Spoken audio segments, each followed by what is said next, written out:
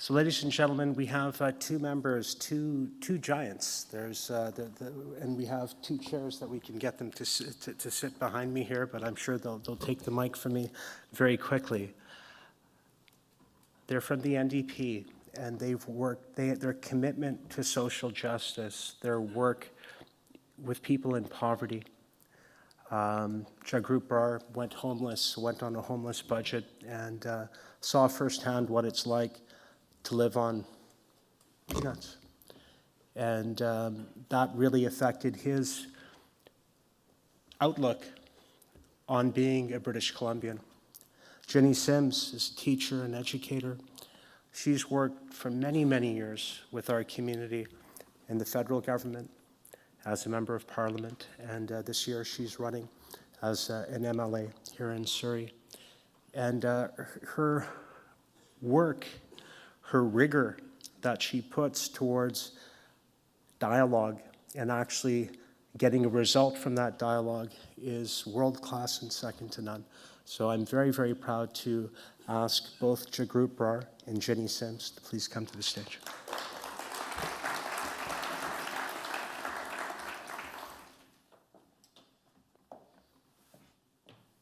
Since it's here, ladies first. Ladies and gentlemen, Jenny Sims. Assalamu alaikum. One thing about standing here is that you can't see anybody sitting in the audience. And because the lights are so bright, and for somebody like me who likes to engage and make eye contact, this is like talking out there, but I know all of you are there. I want to thank my brother for his very warm introduction. And I want to say that for me, fighting racism, fighting discrimination is absolutely fundamental, no matter where we live. Like many of you, some of you were born here, some of you, it's your land that we're standing on today. Thank you for that. Some of you have been here for generations, but I'm a first-generation immigrant. I came from India via England and landed here. I chose Canada to be my home. I chose it because I fell in love with this country's geography. I fell in love with the multiculturalism. And I liked the fact that there weren't those socioeconomic class system, or it wasn't obvious to me in those days. Coming from England, where the tiers were definitely there. And what I decided at that time is this is where I want to raise my children. I was born into a Sikh family. My father was not a practicing Sikh. My mother is a baptized Sikh.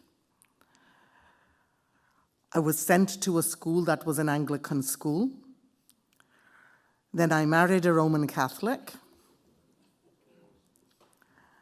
And my daughter, in turn, has married a Reformed Church believer from Denmark. So in many ways, my family represents Canada and its diversity and its multiculturalism. In some ways, you can say having our family dinners is like being at the United Nations. But what I want to focus on today is the absolutely amazing work and leadership that has been shown by the BC Muslim Association in the work they have done to address the Islamophobia and the fears that exist out there, the fear-mongering that exists out there. My brother Musa, a young man who's sitting at the front, brother, the Mufti of 72nd Masjid, Mufti Asim. I knew I would get the name mixed up, but he knows, and I apologize, Rashid. And so for me, we had a very early conversation, and I said today I would talk about the beginnings, because that's one of the reasons they asked me to speak today, is we talked about how 9/11 changed the world. After 9/11, we looked at each other differently. And suddenly it was as if every Muslim person had been responsible for that heinous act. And what happened in the Muslim community and other ethnic communities was everybody went into their houses and shut the door. Nobody wanted to talk about it, because there was a fear that if they came out and started to talk about what was happening, that they themselves would be labeled and targeted. And what that created was isolationism. But what we saw happening in the school system was growing amount of racism, and in our communities as well. And then happened the shootings in Parliament. And that shooting in Parliament, as horrific as it was, and I can remember hiding under a desk because you didn't know the magnitude of what was happening. That is what made Brother Musa and the rest of the team realize that shutting the door isn't enough, that we're the ones who have to lead this conversation. We are the ones who have to open the door into the masjids. And we're the ones who have to do an explanation of the beauty and the love that is embodied in Islam. And that's when this work started. And we worked with our brothers and sisters in the RCMP, and we worked with the youth. And there was an amazing amount of energy around that. And of course, the next big catalyst for us was, we always think these horrible things are going to happen in other countries, not in our own. And when the shooting happened in Quebec, all of us said, oh my God. People have been killed in Canada. And what was it they did that was wrong?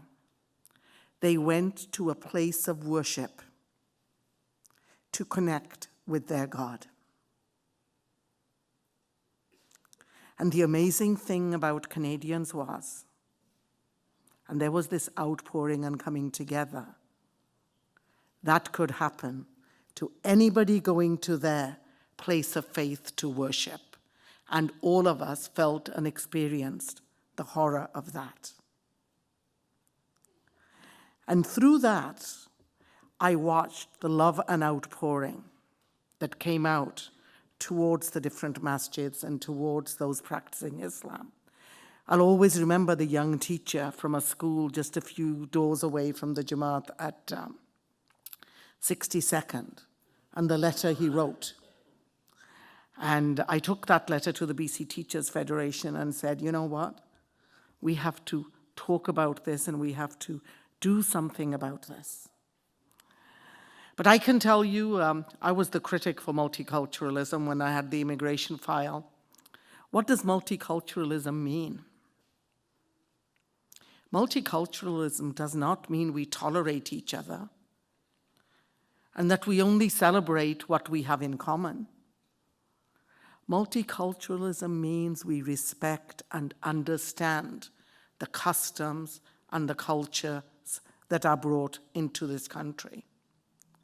Multiculturalism means that we celebrate both elements we share and those that are different.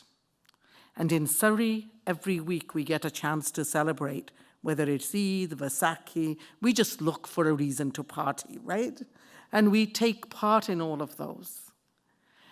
And I want to end by saying, I chose Canada to be my home. I left the country of Margaret Thatcher and the politics of division. I left the politics of Enoch Powell chanting through the streets of Bradford and Birmingham, go home. This is my home. I am Canadian. person who's come from Pakistan, who's come from Saudi Arabia, this is their home, whether they practice Islam or any other faith. And I think all of us have a responsibility to build a Canada. It doesn't happen by itself, folks. It takes effort to build a society that is socially just and inclusive. Very simple words, socially just and inclusive. And socially just doesn't mean socially just for you, yourself, or just for me. Socially just means for everyone. You've heard me say this before. It's easy to fight for your own rights when your life is under threat. You raise your arm to protect yourself if somebody attacks you.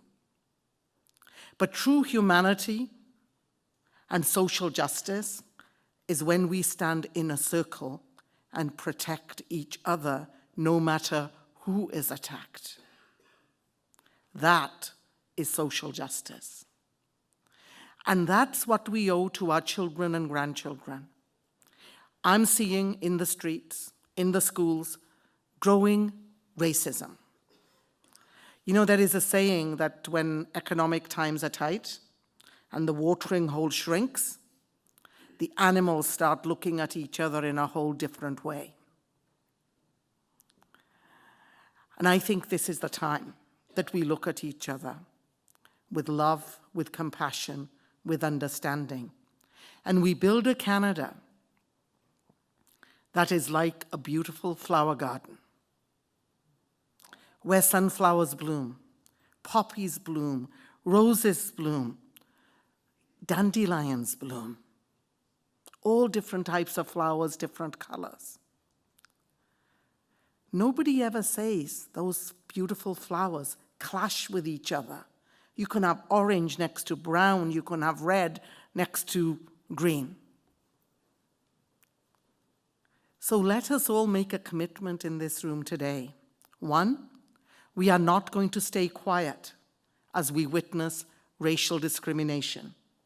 2, that we're going to work actively to build a more socially just and inclusive society that celebrates. And 3rd, last but not least, that we're going to build a Canada for our children, no matter where we have come from, whether we are from this land. That is like a flower garden, that is beautiful in its diversity, that exudes joy and love of life. So folks, let us commit to do that. And let us not give in to fear or listen to those who would want us to hate. Let us love and grow a garden we call Canada, where every one of our children can flourish and they can achieve their full potential. Because folks, we are Canadian, and Canadians always find a way to build a just and inclusive society. And we're going to show those to the south of us and in other parts of the world that with concerted effort, it can be done. Thank you so much for your patience.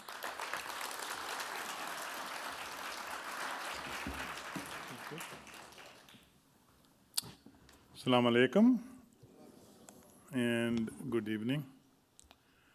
Jenny, you have 2 big eyes than me. I can't see absolutely nothing. Well, first of all, I would like to say thank you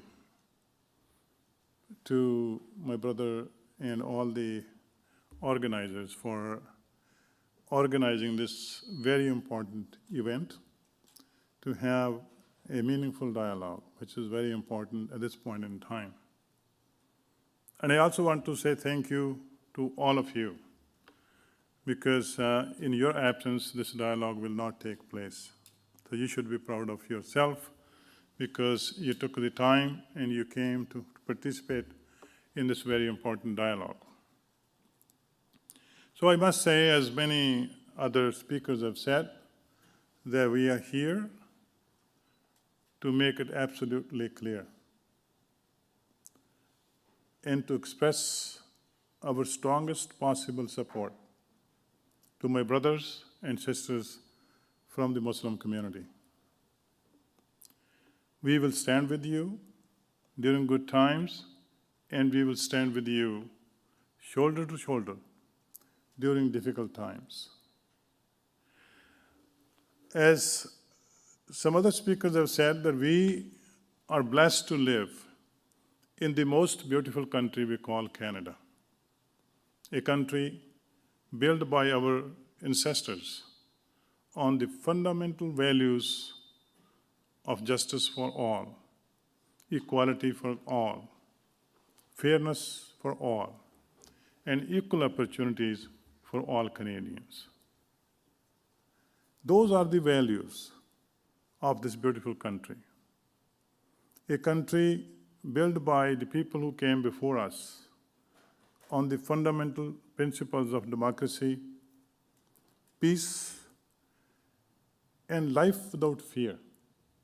Those are the principles of this country.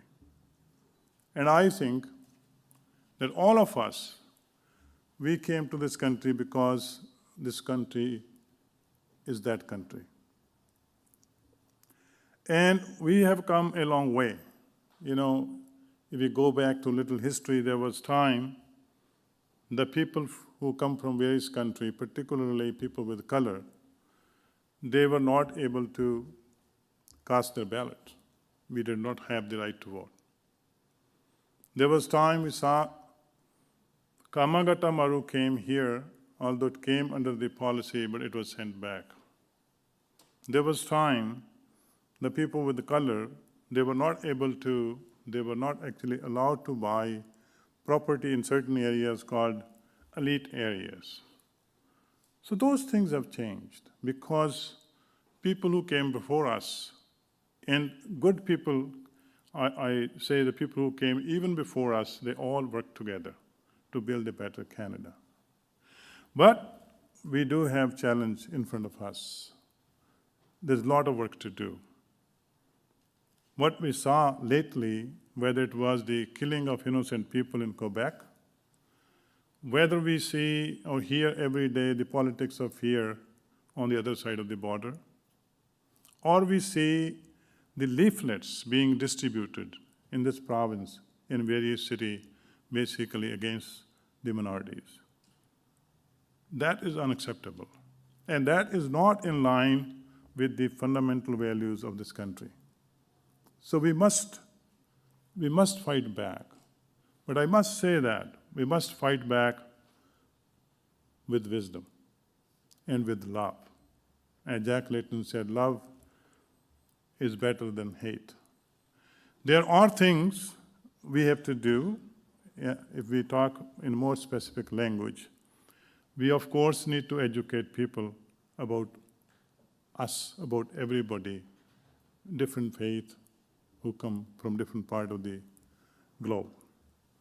But we also have to fight that there are laws and there are policies that has to be changed, because those are the things with which we can actually build a better society. For example, the BC is the only province we have today that does not have the Human Rights Commission. And that is a powerful body that exactly does what we are talking about here. So we need to all together, we need to work together to make sure that we establish that kind of body in the province of British Columbia. So I won't take a lot of your time. I want to say thank you for the invitation, and I just want to repeat that we will stand with you during good time and stand with you during difficult time. We need to work together with wisdom and with diplomacy. Thank you. Thanks a lot. I'm going to take the liberty at this time to acknowledge my sister, Rachna Singh.